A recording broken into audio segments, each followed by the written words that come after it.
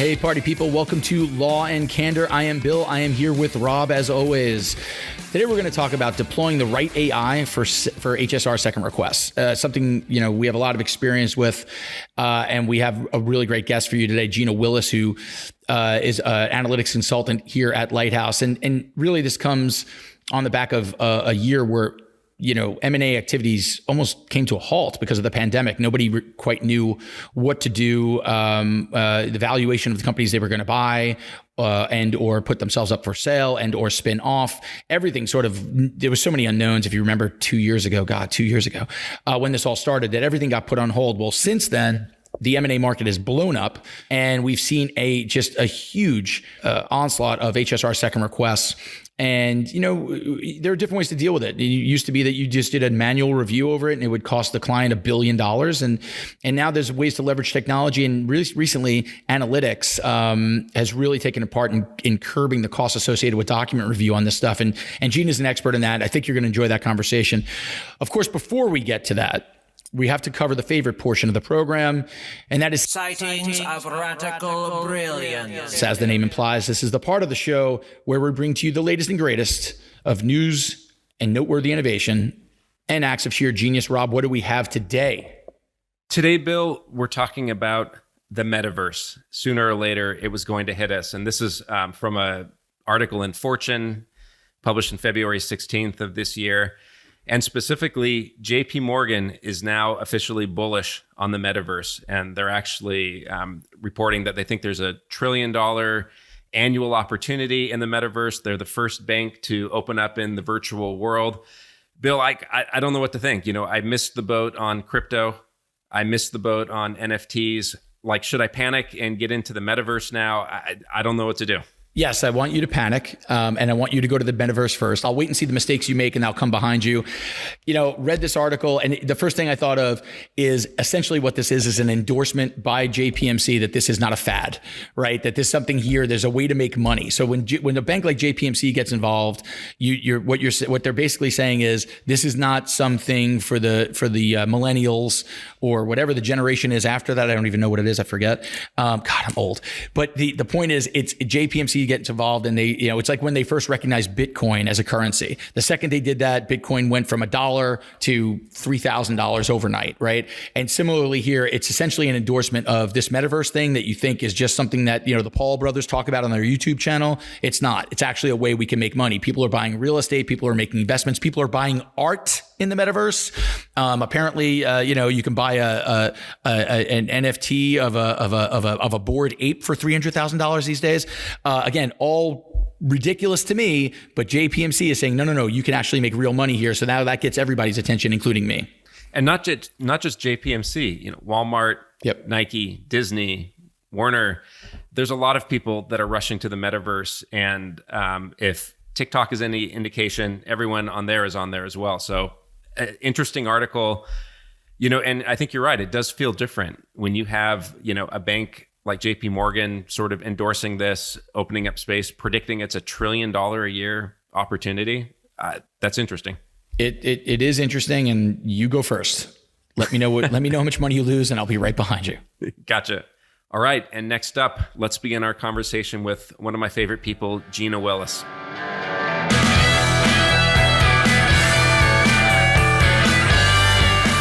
We want to welcome Gina Willis, our analytics consultant from Lighthouse, to the program. Thank you, Gina, for joining us. We started asking this question a couple of seasons ago. Nobody started their career, nobody started their life growing up and saying, I want to be in e-discovery. So how did you end up getting here? Yes, thank you so much for having me. I'm so happy to be here. And that's a really good question. And it's true. When I was in school, I didn't know that this was a career path I could take. This is not anything I would have ever planned or would have seen myself doing. That is for sure. Before I joined the e-discovery world, I actually was in the healthcare industry and still working with big data, actually. I had been working as a data manager for a really big national pediatric cardiac surgery registry. And we were actually in the process of gathering data from every single pediatric cardiac patient coming into participating hospitals throughout the country, gathering data and putting those metrics real time actually onto a web-based platform that allowed hospitals to kind of compare patient outcomes and results against each other, which was something really big for the time. And so that's kind of where my interest in big data started forming. How I made the jump into e-discovery actually was just kind of, it's who you know, right? I had a family friend who, was really knowledgeable about my technical skills and kind of the big data that I had been working with in the healthcare industry, and said, I think you might be a really good fit for this industry. And I was looking for something different. And, certainly I have not had a boring day in my career since I made the switch. That is for sure.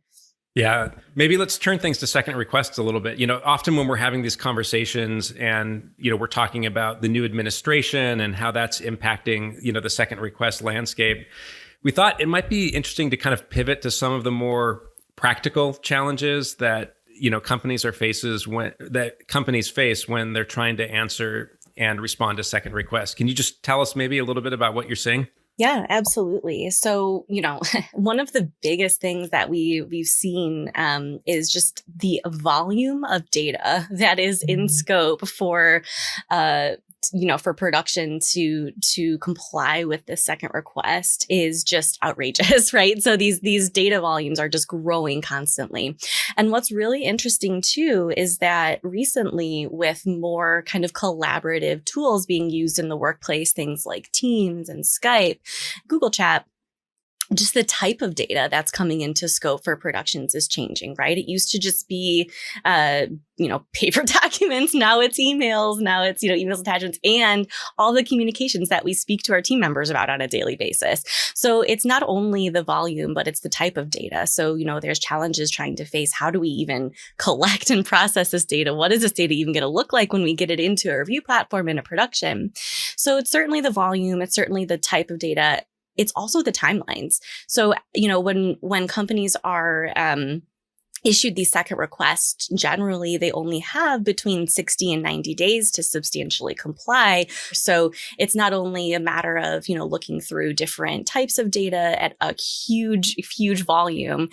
We only have 60 days to do this. And so really it puts pressure on all teams involved, from the get-go here. Additionally, this process is super expensive, right? So when you think about discovery in a general litigation, it's all, it's definitely pricey.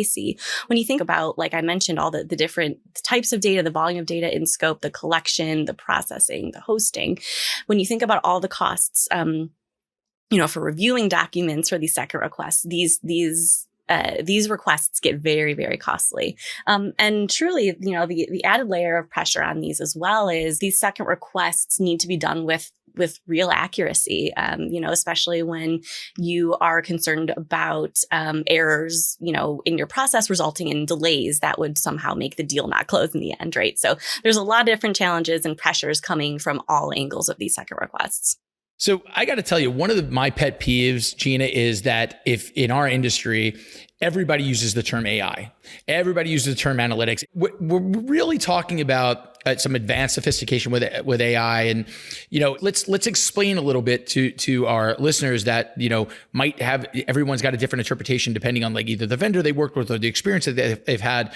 What we're talking about, especially as it relates to second request, because there is a role for the counsel of record to help with these algorithms. They can't do it on their own, right? So what is the role for merits counsel, and how does the technology play off that? Yeah, absolutely. So I think to address the first part of your question, you're right. AI is thrown around to encompass so many different things in the industry right now. When I think about AI, I really think about the three types of artificial intelligence, AI, and how we use those types of intelligences in actually implementing like technology-assisted review workflows in e-discovery. And so that's, just kind of my scope of what I consider to be AI. We have a couple different types of AI that's leveraged in the industry right now. We have, machine learning, which is kind of that simple kind of first wave of AI, using mathematical models to crunch a bunch of data, reveals hidden patterns. You can make determinations about, specific targeted sets of data. We also have in, more recent history, the natural language processing models or NLP models.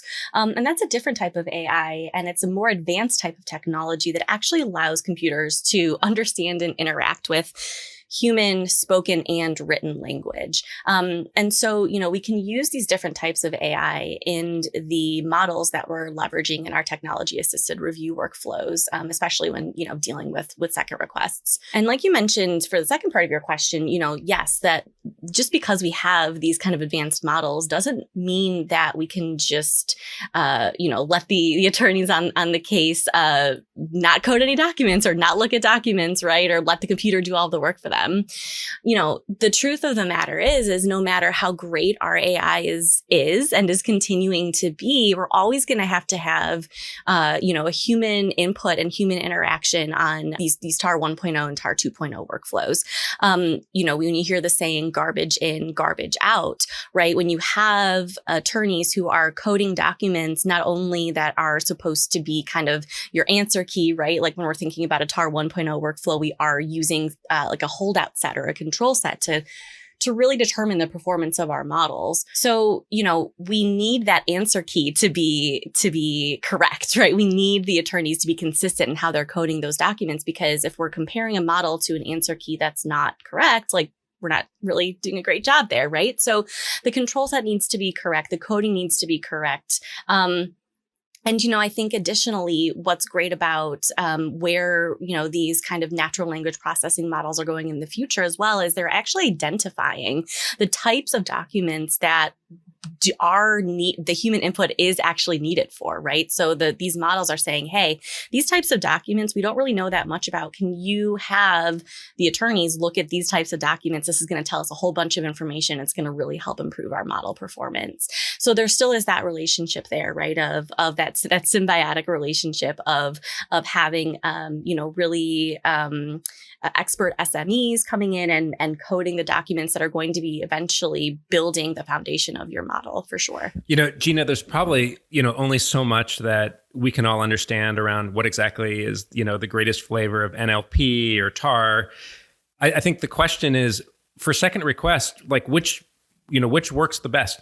Yeah, absolutely. So, I think in my experience, anytime we are comparing models that we use in TAR 1.0 or 2.0 workflows, and we're comparing models that were generated with kind of that machine learning AI versus that natural language processing or NLP AI, what we most often find are that the models that are created using the NLP type of AI are really prone to stabilization quicker. So you actually don't have to review as many documents to actually achieve a stable model.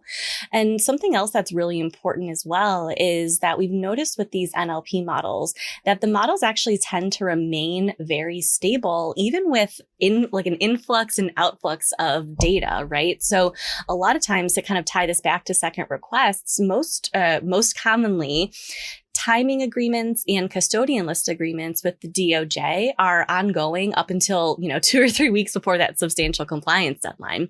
And so when you're trying to build a TAR model based off of a set of data and all of a sudden half of your data is now out of scope and now, you have a bunch of new data that previously wasn't coming into scope, there's a whole new set of concepts and material that are being added to that model.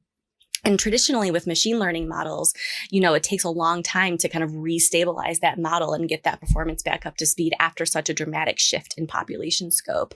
But with these NLP models, they actually, like I said, remain really stable, even with data coming in and coming out of the model, which is great because, essentially you can kind of rely on having a shorter time to get back up to your model performance, even with those really big changes in your scope. So let's talk about using analytics with an HSR. You're using it at a matter level, and you're starting anew almost every time, as opposed to an enterprise level where you have maybe terabytes of data that you can learn from and apply to the next litigation. So it seems that would present a bit of an issue. So are we able to now, with technology, the AI technology where it's evolved to, are we able to leverage data, documents, or findings from other matters for second requests, or vice versa after a second request, now that you have this large corpus of data? So how does that work? Yeah, absolutely. And I think, that's one of the biggest shames of an HSR is that all of that work product, you spend millions of dollars to have contract attorneys review hundreds of thousands of documents, and you have all of that work product, the workspace gets armed or archived, and that's it. But there's so much value there. And, yes, granted, maybe, a document is responsive in one, HSR set of requests. Maybe it's not responsive in another. But when you think about the concept of privileged material, for example, privileged material remains consistently privileged across matters, which is great because when you have the ability to store work product from past HSRs or even past litigations, you have the ability to use that work product to actually create a really great privilege model. For example, you can use that past work product to seed an NLP model that then will allow you to detect and locate privileged material in your next matter. So it is, it adds such a benefit when you're able to reuse that work product for future matters and not let all of that go to waste. Not even, just privilege, but we're able with NLP models to detect things like, PHI or PII, source code, and toxic material. All of that previous work product could be leveraged in building models that could detect those types of documents in future matters. It seems, Gina, like sometimes when we're working, on projects like this, there's kind of a balance between deploying the best kind of, AI or, optimizing a specific algorithm. Like with the team, how are you balancing on the best way to kind of keep all those things in balance and give the best result to the client? Yeah, that's a really good question, right? So that is for sure, when you're talking about how do I get the best outcome with AI, your service provider is going to play such an important role in that, right? You really want to make sure that you have the experts that are bridging that gap between the AI and the attorneys. So you definitely want to have experts that are able to assess your model performance and, determine if, further training is needed, if there's ways that we can increase precision, if there are different QCs, processes we should be implementing, things like that.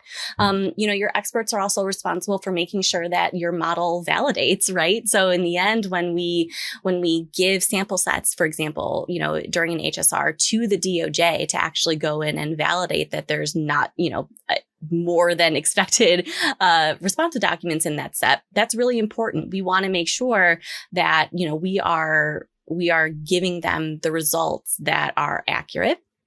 And you want to make sure that you're working with an expert that knows how to interpret those results as well. Hey, Gina, before we wrap up, curious, is there one tip that you would give to other women in the legal and technology space to help each other succeed or amplify each other's voices? Yeah, absolutely. I think one of the most important things is looking for mentorship opportunities, right? So you always kind of want to be on the lookout for high performing women, and you want to be able to elevate them into leadership type roles, right? So we want to make sure that we're having diversity at the topmost levels.